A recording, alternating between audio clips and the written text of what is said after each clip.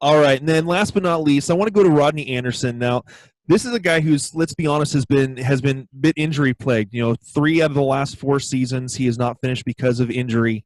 I think he only played in 2 games in 2018. But looking at his 2017 numbers and his tape, 188 carries, over 1,100 yards, 13 rushing touchdowns, plus 17 receptions, almost 300 yards receiving, and 5 receiving touchdowns. He's a very dynamic talent if he can stay on the field. Well, there's no doubt about that. This is a guy who kind of came out of nowhere 2 years ago. He was playing behind, or he was sitting behind, Samaje Perine and Joe Mixon. And injuries were a big part of his early career. And 2 years ago, he wasn't the first back. He was getting just 2 or 3 carries a game. And about halfway through the season, they started to feature him a little more, and he exploded. And the second half of the season, you could argue who's the best running back in the country. He went for over 200 yards against Georgia in the Rose Bowl, and he started this year like a house on fire as well. But you got to consider the red flags that the injuries do present, and there have been a variety of them throughout his career. And for a running back, that's a concern. He brings a lot to the table. He's got size. He runs through trash exceptionally well.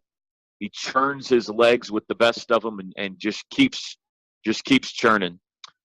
He's got speed in the open field to run away from defensive backs. And he gives you, at point of contact, a very small target to aim at. Teddy Lehman is my color analyst on the Sooner Radio Network, the former Butkus award-winning linebacker who went on to play in the NFL. And that's the thing that he always found remarkable about Rodney, is that he is able to get so low to the ground that there's really nothing for a defender to aim at when they're coming to try to tackle him. For a big guy, he said, it's unlike anybody he's seen. Now, you see some bowling ball running backs that have that as a trait, but Rodney's not a little guy. And so I think he's got a lot going for him. He breaks tackles. He's shifty enough. He's got breakaway speed. He's got good size. He can be an every down back. He catches the ball well. You don't have to take him off the field on third downs. The only real question about him is health, and it's a big one. Yeah, looking at his tape, just some of my notes, willing to drop his shoulder. He's willing to attack linebacker, not just defensive backs, but actually go into a linebacker. He falls forward. Great. Again, you mentioned the 3-down potential. He has great hands out of the backfield and his shiftiness out of the backfield that way. One of the things that really caught my eye is he is very patient following his blocks. He allows running lanes to develop at the line of scrimmage, and downfield he allows his wide receivers to set up their blocks. He gives them a chance to set up their blocks so that he can get the extra yardage.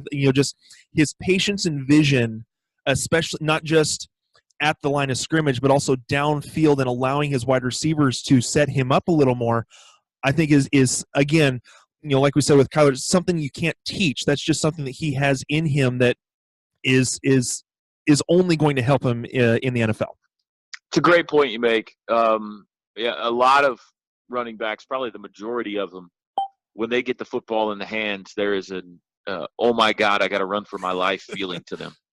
And Rodney understands the game. He understands how a play is supposed to unfold.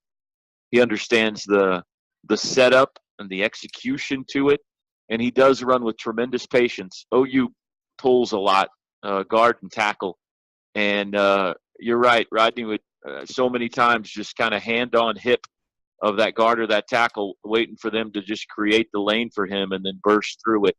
And Oklahoma's had some really good blockers downfield, wide receiver position as well. So I think there is a real knowledge there of football and of the position and of how a play is designed to unfold, and not to panic and get ahead of your skis and feel like that you got to, get out in front of your tacklers. Just let it happen.